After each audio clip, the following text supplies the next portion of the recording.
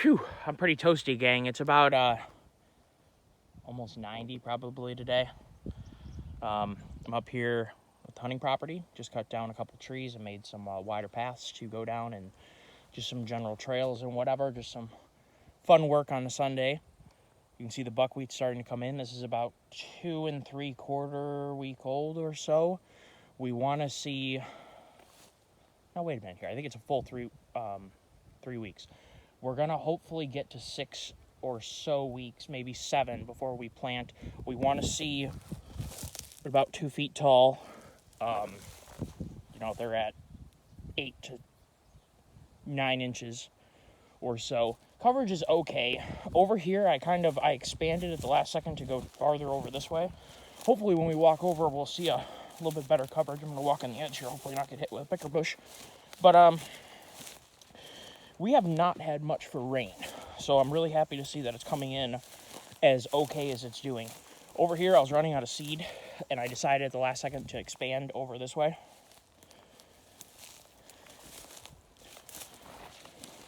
But as you can see, we have a sea of green. Thankfully, the deer have left it be enough. Last year, I had too small of a, I'm just trying to walk here without stepping on any sprouts. You don't waste what you got, as they say, waste not, want not. So this is just the more eastern portion. And this is the Jeff Sturgis no-till method. We just sprayed here with glyphosate, planted directly into the dying stubble. And I didn't respray because I thought it did a pretty good job the first time, and I think I'm right. There's definitely a couple weeds in here. What we'll do is we're going to plant into this, then we'll fertilize with Plot Start, and then we will roll it, and then we'll kill it with glyphosate perhaps a day or two later, just so that the Plot Start has some time to do its thing. If I would have had more forethought, I was having some trouble with my, as you can see, there's a healthy run coming through right here. The biggest problem last year was the plot was too small, and the deer ate it before it could really grow. So this is kind of your outer reaches, and I'm leaving this stuff in. It'll give the deer some privacy while they're eating, and you can have multiple deer family groups in one place. And this is really intended to be a deer-only sanctuary. I won't really be hunting this. This is intended to keep and hold deer on the property. My assumption is we'll come around this corner and see some pretty good coverage, hopefully.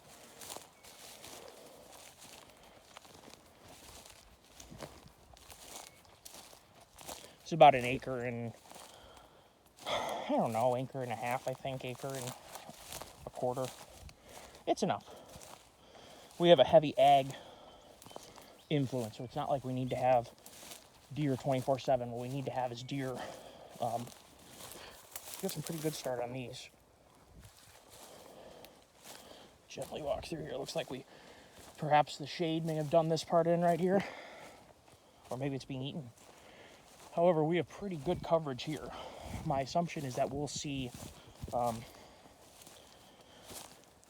pretty decent growth still. There's still, so I'm walking the edge here, there's still some new seed weights coming up, and forgive the hard breathing. I've been cut down 2 trees, limbed them all up, tossed them away in a giant pile, debating on whether I'm going to move the pile around for like rabbit homes, or do I grind it up and just give the carbon back. So it looks like my guess is the seed didn't get good ground contact in through here because of how thick the grass was. Next year we'll have the time to pre-mow in the spring so that it's not so tall. It looked a lot like this when I sprayed it. But we have perfectly good coverage here. This will keep growing. We still have another really 4 weeks on the clock. Well, maybe a little bit less. Hopefully we're going to plant August 15th. So we're not quite at 4 more weeks. But I think we are into the 3rd week. If I'm not mistaken, I did this like July 7th, 6th. It was sometime right before the Mackinac race, which is July 16th. But anyway, hopefully this should turn out to be enough coverage. The biggest thing is hopefully these patchy spots will have some, looks like there's some stems coming up, but this is only a couple weeks of growth, so You know, it part of learning, but hopefully it'll come in. And it is coming in. I mean, it's coming through these stems. Oop, eagle. There's a lot of bumps on this property. The doe bed, at least last year, what I noticed was the doe bedded here.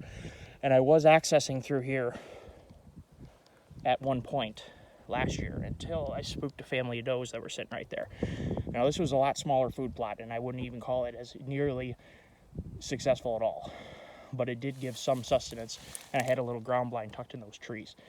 Now, what we're going to do this year, I think, is leave this portion of the property to the deer, not disturb them at all, because they move on runs north and south through here and move east and cut around like this to an ag field.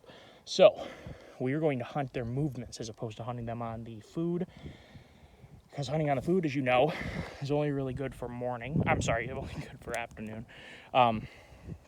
Definitely don't want to spook them off your food plots in the morning.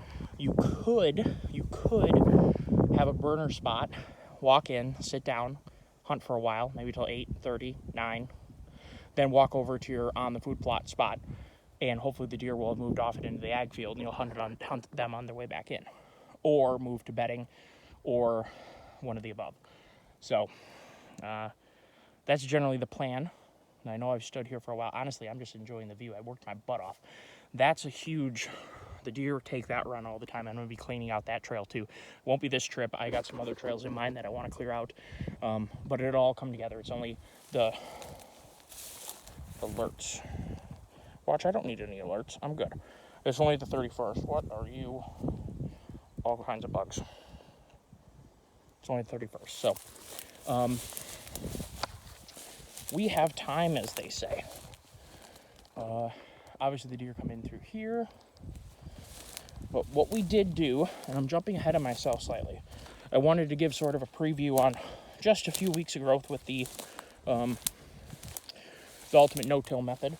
I would say next year the plan, I think, is going to be, hopefully by then I'll have a bigger tractor, more PTO horsepower, and I can really flog it a little bit more. I think I'm going to till this in the spring. Move the ground around, put down a ton of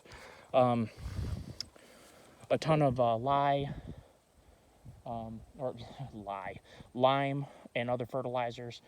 This ground hasn't been really planted in decades until now, and really it's only been basically regenerative ground cover.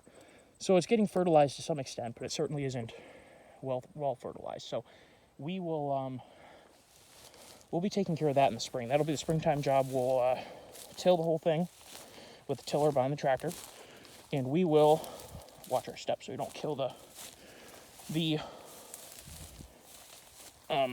buckwheat is very fragile. That's the point, is that it'll grow up and we'll plant into it, and then we'll press it over with a roller, and it'll shield the seeds. The seeds will get on the soil, they'll get pressed down on top of them, hold in the moisture, and you'll be good to go. And also, one of our challenges too is we haven't had the best rain this year. So hopefully, I'm happy to see that they're so green. We'll see how that goes. Like I said, I'm leaving these islands of protection, because in theory, you could have a deer family eating there and a deer family eating down here, and it won't cause stress in the herd, which is a good thing. So, yeah, there's multiple accesses where deer come down this trail, or I'm sorry, come down to this area.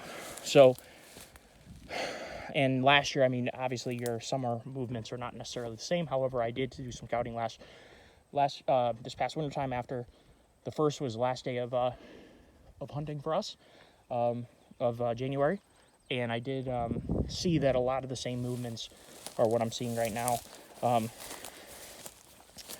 So hopefully we'll have a pretty good idea what's going on. But like I said, we're going to leave these center pillars because I think that they are going to do more good than bad. And then we also have another trick up our sleeve this year. Hopefully I'll have the new tractor by mid-August, which is coming really fast. And what I hope is is that I'll get going, and forgive me for, I'm sure, breathing heavily because the microphone on these phones pick up a lot of stuff. Like I said, it's pretty hot out here. My hope is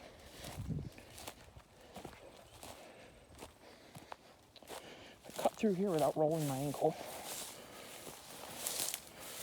or will I be made to look stupid because of this is a very, very thick property.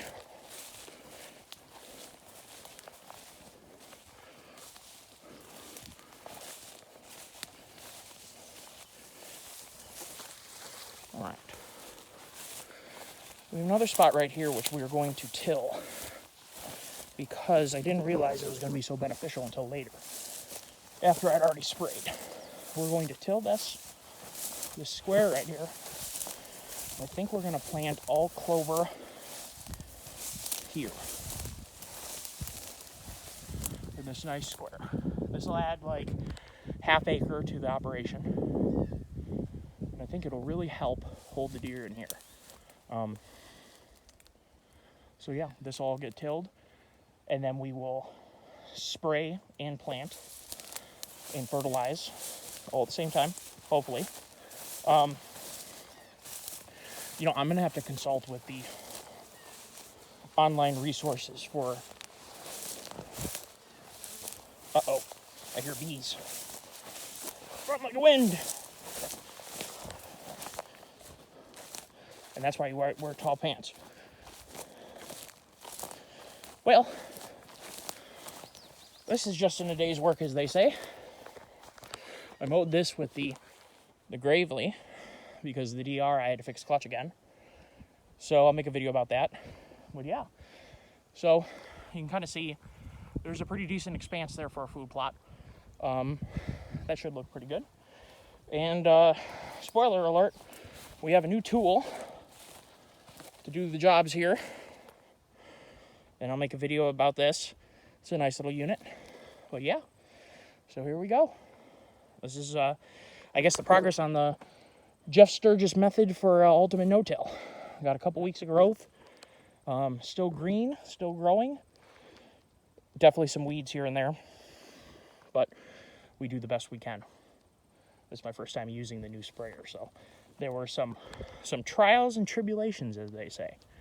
Thank you guys all for tuning in. There's going to be several videos in a row here, so if you would be so kind as to like and subscribe, you're going to get several new contents all at the same time.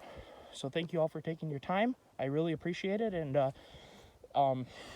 mean, I don't just say that. I really appreciate when I see everybody watching my stuff. It makes me feel really good, so thank you. I do genuinely appreciate your time, and I try to make it interesting and informative and take the things that I've either learned or made mistakes with, and I'm going to try and share them so that everybody else learns at the same rate. We'll be good to go, and we'll work together, and all of us have a good season. How's that sound? Take care, everyone.